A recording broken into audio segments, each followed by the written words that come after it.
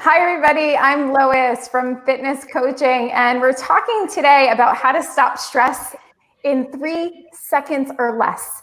Billions of people are stressed, and many of us have tried things like meditation, exercise, breathing techniques, and on and on. We promise that you today will be stress-free by the end of the broadcast. So next week, we're going to be talking to John Mopper about resetting your work-life balance when you're feeling that your days are just crazy busy. I know I can definitely use that for sure. Tomorrow, I will be participating in a self-care week for the Bhutan Business Relief Fund. And if you want to come and help small businesses, this is a great way to do it. You come out, you spend $10.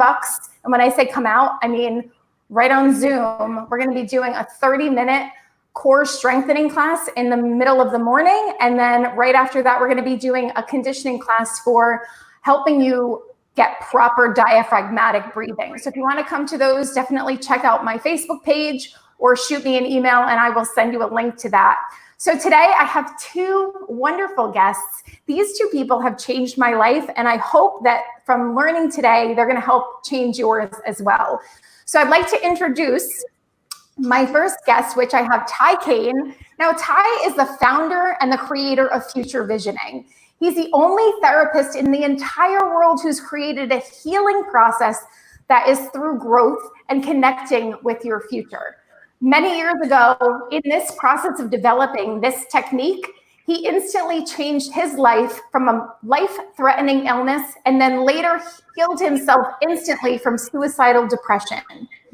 His work is so unique, so powerful that the senior writer from Psychology Today did a series of articles about him that went through his process and profoundly changed her life.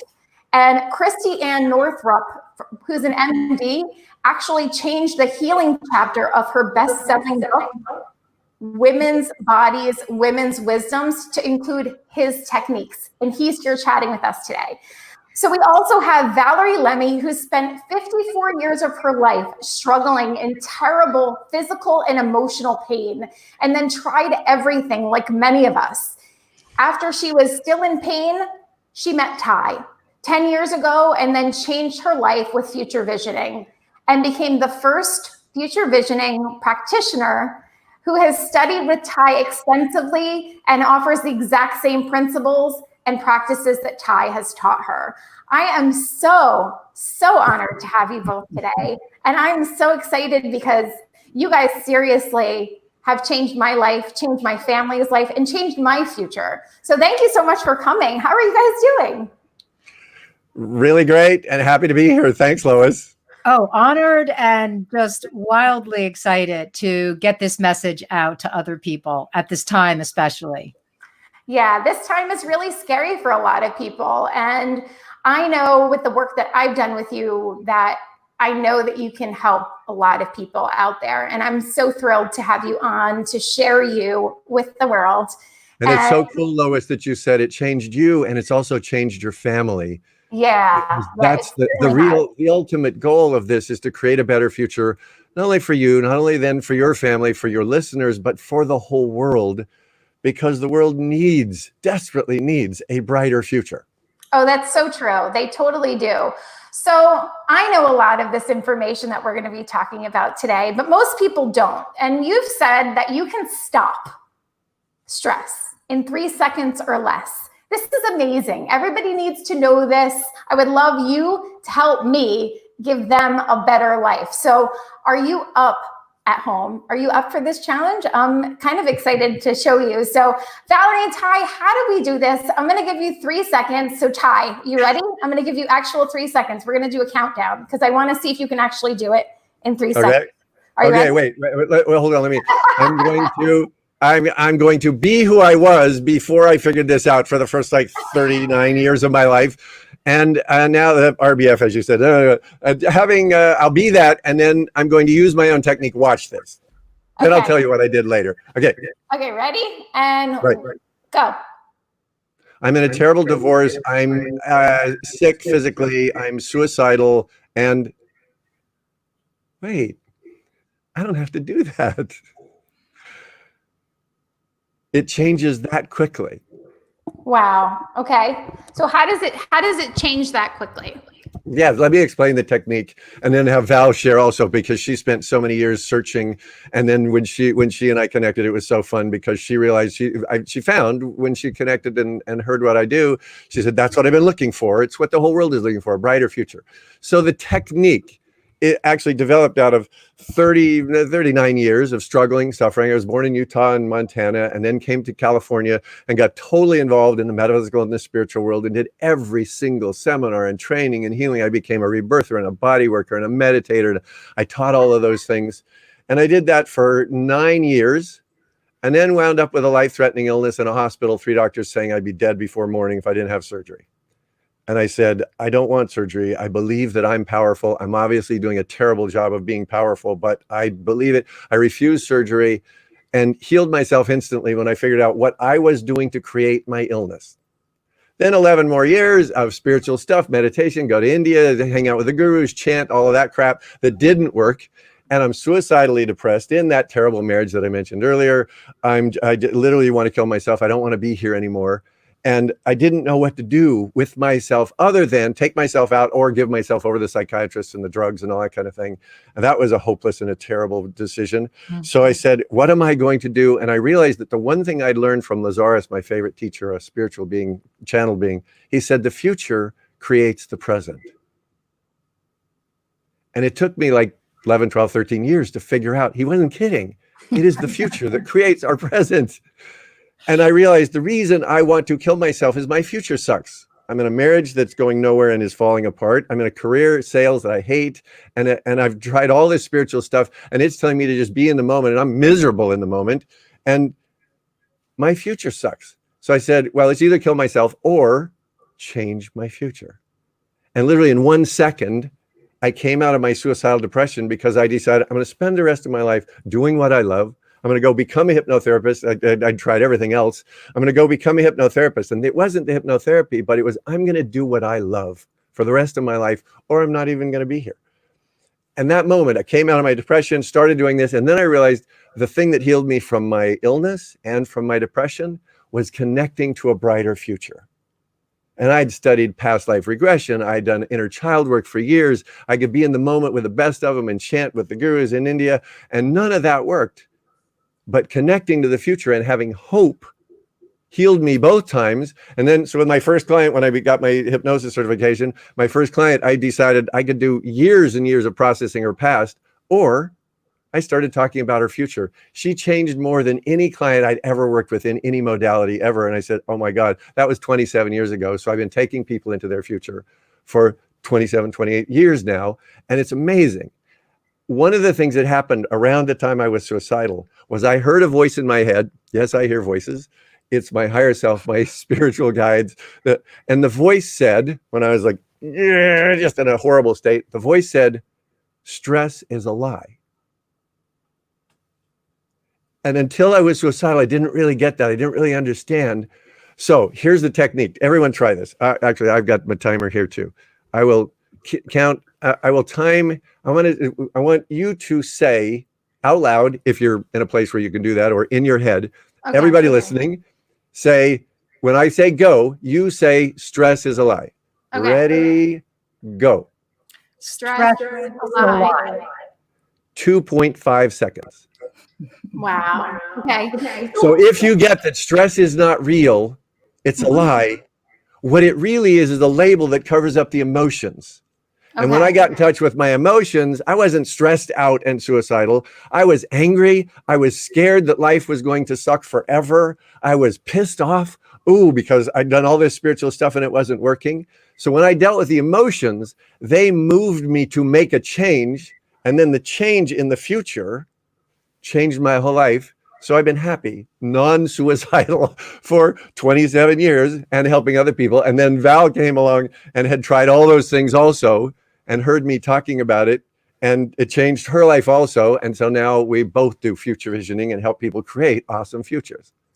So, okay. So I'm sure most people are saying, what? Stress is a lie. Come on, what the heck? What am I feeling? If it's not stress, what is it? Valerie, That's the most important. That's the most important question, because as soon as you say you're stressed, you stop feeling. And then you go meditate, or you sniff lavender essential oil, or you exercise to obsession, or you watch your diet. None of that changed my future at all. And I was suicidal. So If you ask yourself, what am I feeling? Instead of I'm stressed, which is so the reason I've not been stressed, I never used, I talk about stress if I'm building a building and I have to you just figure out if the I-beams will hold. I don't do that. I'm joking. Stress is what happens to a physical object if you put a strain on it, if you try to break a bridge or an I-beam in a building. Stress is not a human emotion. Right. Go ahead, Val. What were you going to say? I said it's an engineering term, so it's like a force that comes from outside of you. And what I have learned from Ty, which is life-changing the last 10 and a half years now, is that I create my reality and my emotions are my GPS. They actually are the only thing that's real. And so if I'm putting this label, like Ty was saying, like you say, stress, you don't go into the deeper really looking at what's happening right now in me, in the human aspect of myself, my physiology, my emotionality, and you miss the solution that comes from, because your emotions are your GPS and they will reorient you to the future that you're supposed to be moving toward. And just saying stress won't do that. It disconnects you from your emotions. And then you do all these other techniques that I did a search a couple of years ago for stress on Google. There are 1.6 billion websites talking about stress, and they all say the same thing. They say, try to relax, have a positive attitude, take a deep breath. But what I figured out after 39 years of trying every spiritual process there was, if you're riding on the Titanic, nothing works. Meditating, getting a massage, sniffing lavender oil, nothing works. Everything on all of those spiritual techniques are as useless as rearranging the deck chairs on the Titanic or meditating on the Titanic. As soon as you finish meditation and you open your eyes, there's an iceberg and you're headed for the bottom of the ocean. And you haven't done anything to change course at all. Right. Yeah. So Val, tell about the 39 years you spent doing all those things, starting with Est in the 80s and everything else on the planet like me.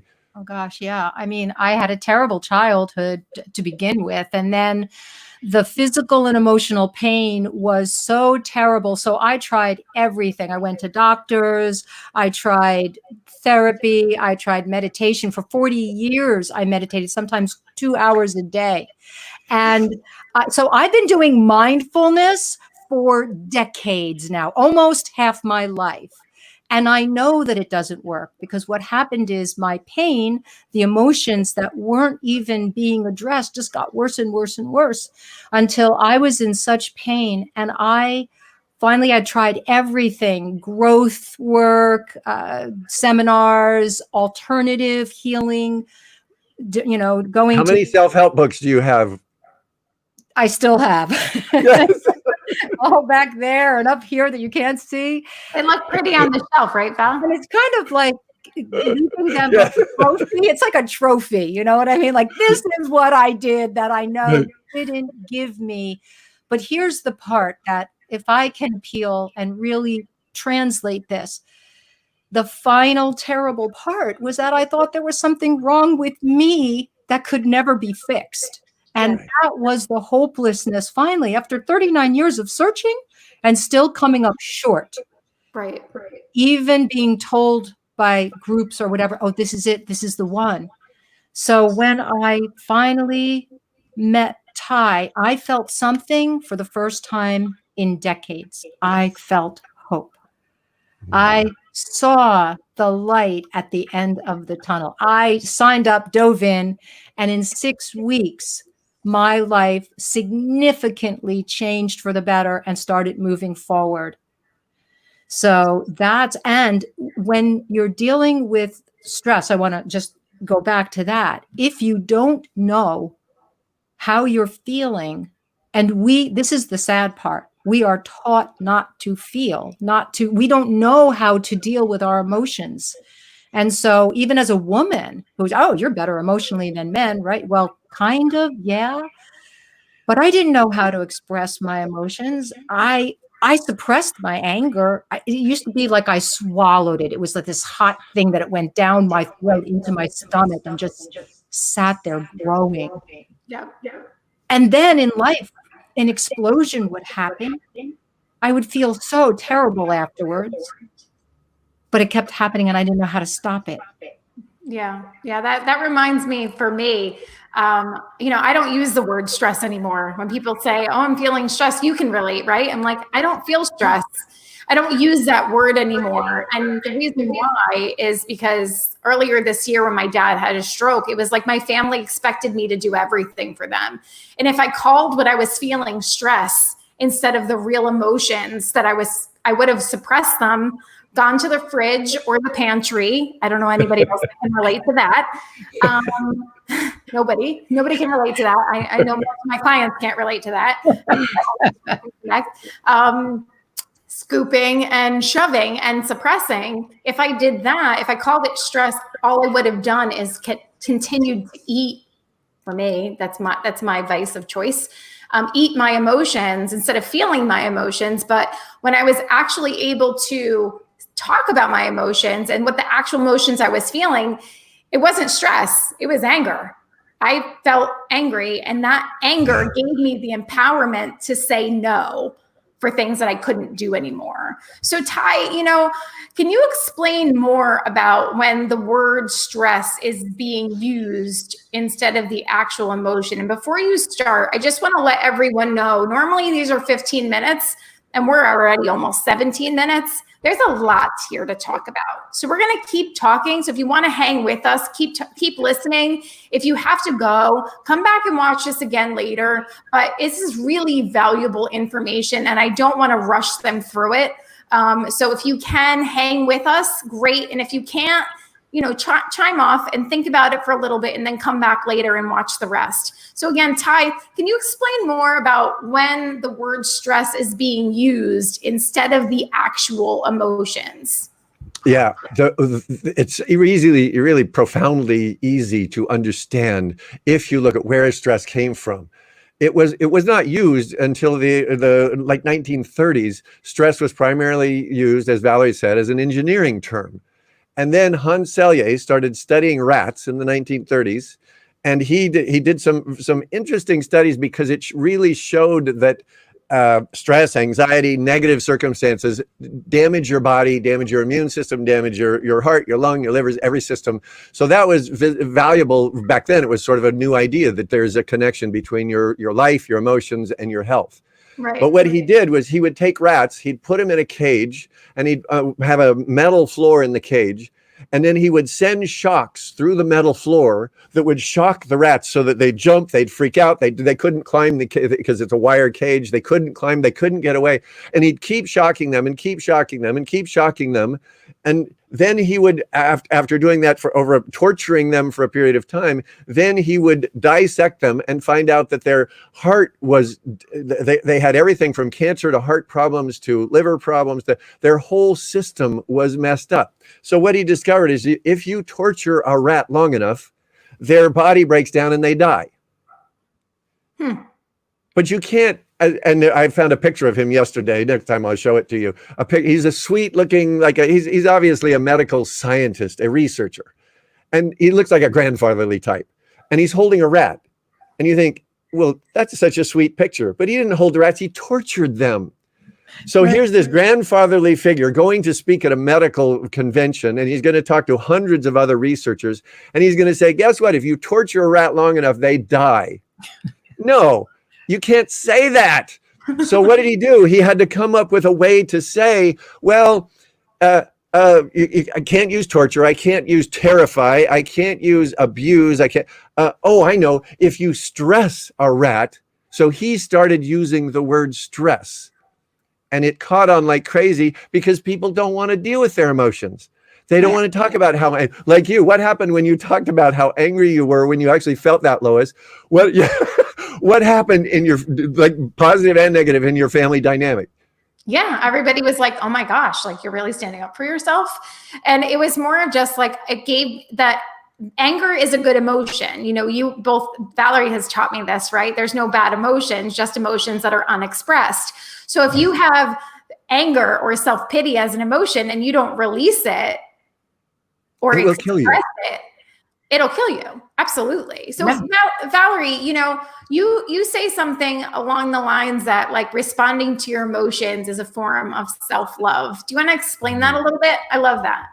I do That's too. cool. I love that. Yeah. And actually, in the audio, Awakening the Love, which you can find for free on the Lazarus website, or we also give to our clients who start with us. He talks about the 7 action steps of love and the 7 results of love. And responding is a form. And you start with yourself first, self-love. Responding to yourself is so important. How am I feeling right now? What is the best course of action to take? But to first stop and ask yourself, what am I feeling? Like right now, I'm feeling like so many emotions because I'm thinking about the people that Ty and I and you are reaching right now. And I feel like I want to give them hope. And I'm feeling like there's this longing inside of me to make a difference in life, which I do when I do this work. And so I'm responding to the call inside of me. And there's also the sadness of looking at and talking about, again, the cost of what it was to go through life for so long without knowing this. And so there's a sadness and a remorse about that too, all at the same time. Yeah. And if you came up to me and you said before the show, Valerie, how are you feeling? Well, I'm stressed to come on. All that richness would be gone. Yeah. Realness. The realness. The realness. Yes. Yes. The realness would be gone. And and I like what you just said, Ty. So we would be walking by each other. It's kind of like, how are you? Fine.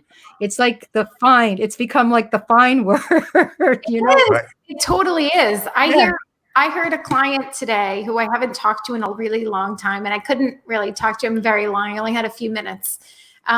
He said stress probably 17 times in a matter of 10 minutes. And Wow. it was almost, I said to him, I don't know if you have the availability today, but I'm talking about stopping stress today in 3 seconds. Yeah. If you want to like listen, he's like, oh, I'm too stressed. I have too much.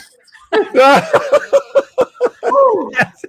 Yes. Yeah. So Ty, I'm too stressed to learn how to stop stress. I don't have the 3 minutes that it takes to learn how to stop stress in 3 seconds because I'm stressed. Oh my God, that's a classic. it is. So Ty, like, how do you know, or how would I know if I didn't work with you? How would I know what I'm really feeling? That's only 30 or 40 year process to figure it out.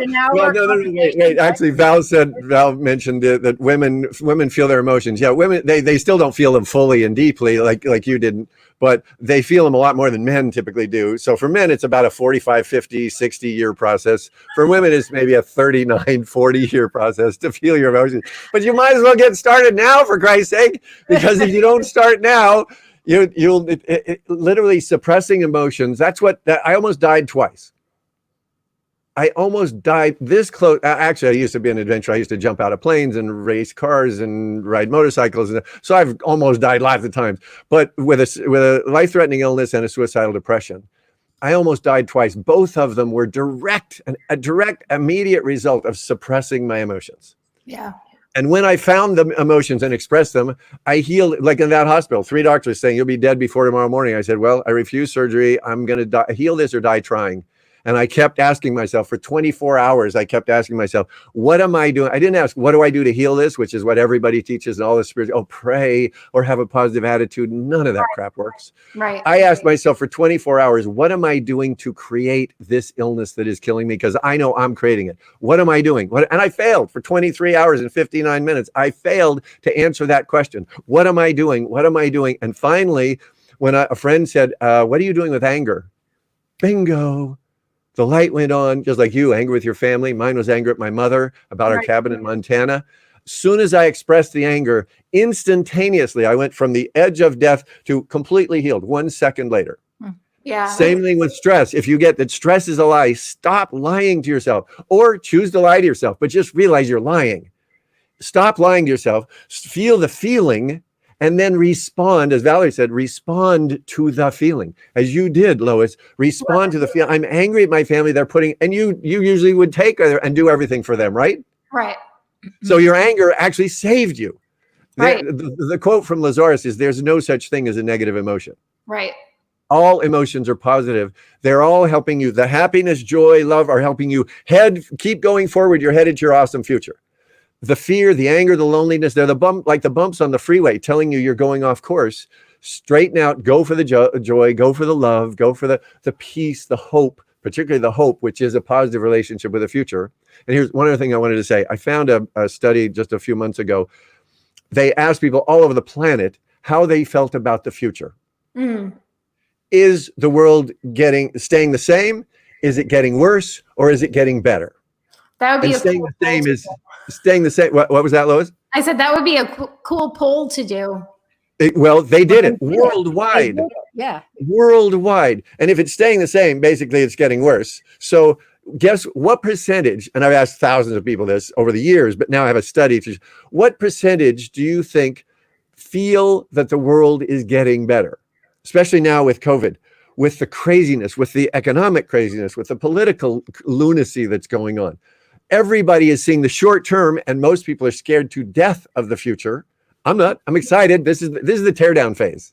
Me too. I'm very excited. And I know the answer to this, but I'm sure most people are not feeling good about it. So when let me just finish. The statistic was in every country around the world, about 94% feel the world is stuck or getting worse. Right. That means 6% of the population have hope for the future. So what we do at Future Visioning is take people out to meet their 10-year from now future self, their 100-year-old self, and actually see themselves. You can start doing this. If you get in touch with us, we'll help you do this in a free consultation. We'll take you out and meet your future self. Get to meet yourself 10 years from now when you're happy and healthy and successful and empowered and peaceful. Yeah. And then go out and meet your 100-year-old self. You've done this, Lois. What is the smile? Okay, here's a question for you, Lois. What is there? It's already happening. What's the smile on your 100-year-old self who's completely at peace, more than fulfilled her life mission? What is her smile like right now? It's not as beautiful as you. Yes. So Ty, I have a question. So you said to me in our preemptive talk, and I don't know if you talked to this or not. But you said, if I'm feeling angry and I'm saying I'm just stressed, what does that do? Or Valerie, if you want to talk to it, what does that do? It keeps the anger inside your body, and it starts to actually eat away at your body. Suppressed anger, or actually anger as an emotion, is an outward directed emotion. So to stuff it down is so dangerous and deadly. Deadly because literally, and there's numerous scientific studies now that show instantaneously when you feel anger, it kicks in the fight or flight system, which floods your body with cortisol and adrenaline. And those things not only get you ready to run or fight, but they also chemically suppress your immune system. Right. So if you're holding on to the anger, you are literally increasing your risk of getting COVID-19 and having a terrible case of it, because you are depressing. So here's another thing you can do. Not only can you stop stress in 3 seconds, you can increase your immune system literally right now by listening to this and starting to get real right now with your emotion. If you're honest with your emotion, that's how I healed my body instantaneously twice.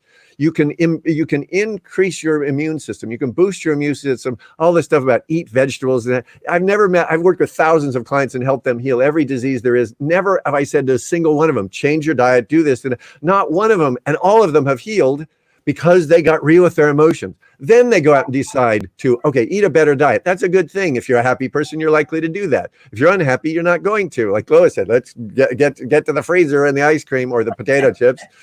It's so you can boost your immune system instantaneously by being honest. Right. Being real. Being real. Feel, if it's sadness, feel it and respond to that. Take an action. Change your future, which is why not only do you need to stop stress, but then you need future visioning to learn how to create your future. Because if you had a bright future, try this, everyone listening. If you had a beautiful future, as obviously Valerie does and Lois does and I do, if you had, and you can create one, you're powerful. You are, as the Teilhard de Chardin said, we're not human beings having a spiritual experience. We are spiritual beings having a human experience, which means we are gods and goddesses, and we forgot that. We are infinitely powerful. So we get to create our future. And if you had a beautiful future out in front of you, what would happen to your breathing? The bell goes off. Yeah. What would happen to your, look at Lois's smile, look at Valerie's smile, look at what happens to your energy, and scientifically they can measure that instantaneously right now, your immune system just increased so that you won't get either COVID or sick, or ultimately the cancer that comes from suppressing anger for a long period of time, the migraines, all that kind of stuff. You can heal that, skip it, skip the pain, get to the fun faster. Right. This is awesome.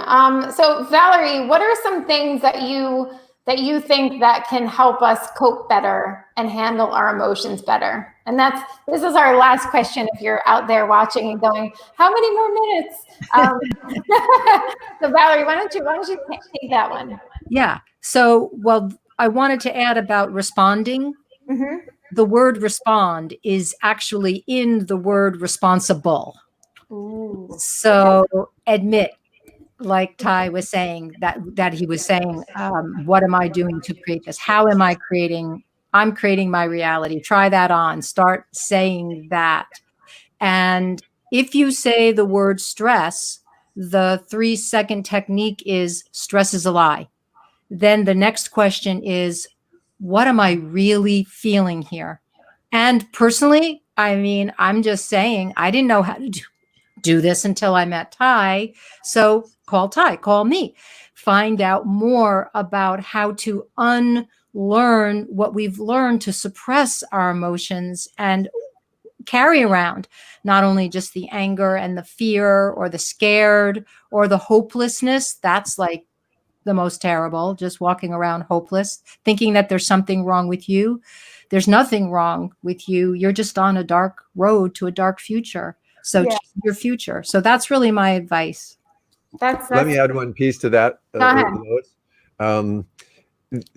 As you said, Valerie, let me just change a word. Instead of trying to unlearn the suppression of emotions, the hopelessness, the negative attitudes, that's what all of therapy is about. And we've had that for about 100 years. We've had thousands of years of mindfulness, and the world is still a mess. So obviously none of that positive thinking, mindfulness therapy, none of those work. I would not have been suicidal if they were, because I did all of them vigorously. I live in LA. Every 7 nights a week, I was going to another workshop, reading another book, going to a meditation group, all that kind of stuff. None of it worked. It's all rearranging the deck chairs on the Titanic. So the thing you need to do, the most powerful way to not so much to unlearn, but to replace. You need to replace the hopelessness with hopefulness. Mm-hmm. How do you do that? Well, you can't just write affirmations and I love myself and that be in the moment. You have to create a bright future so that you actually feel hopeful. Right. Hope is not a mystery. If you see a dark future, you're going to feel sad, scared, angry, and hopeless. If you see a bright future, you're automatically, and if you trust it, it's like looking forward to Christmas. You can, for 11 months, watch your kids. They can get excited about a Christmas at the end of January. Oh, next Christmas. And if you're excited, you are hopeful. So let's give everyone a gift, like take 10 more seconds. Everybody who can, close your eyes at home. You guys can. We're sitting. If you're driving heavy machinery, don't close your eyes. Imagine that out in front of you, say 10 years from now, there's an awesome future where your dreams come true. The world heals also, as Lois said, she not only healed herself, then she changed her family. So everyone, my daughter's 35 and she's created miracles all through her life because I taught her this. Imagine you can change yourself, create a bright future for yourself and your family. And because you're powerful, you can change the world by changing your future. What if there's a bright future? Imagine 10 years from now being happy, healthy, successful, and the whole world also looking forward to a bright future. What would the world be like if everyone could see a wonderful, love-filled future? Be a pretty awesome world. Yeah, renewed and completely changed and so compassionate and loving and joyful. Oh my gosh, enjoyable. And people would treat each other well if they trusted that they were going to get what they wanted in life. Right. So the answer to the present is a bright future. So now bring yourself back here. See if you got a picture there. Now imagine what we'll do if you want to connect with us, take you out and not only meet your 10-year-old or 10-year future self and connect, but go out and meet your 100-year-old self who's had a completely fulfilling life, and then go beyond this lifetime to connect with God and the goddess, which is our ultimate future. That's where we're going.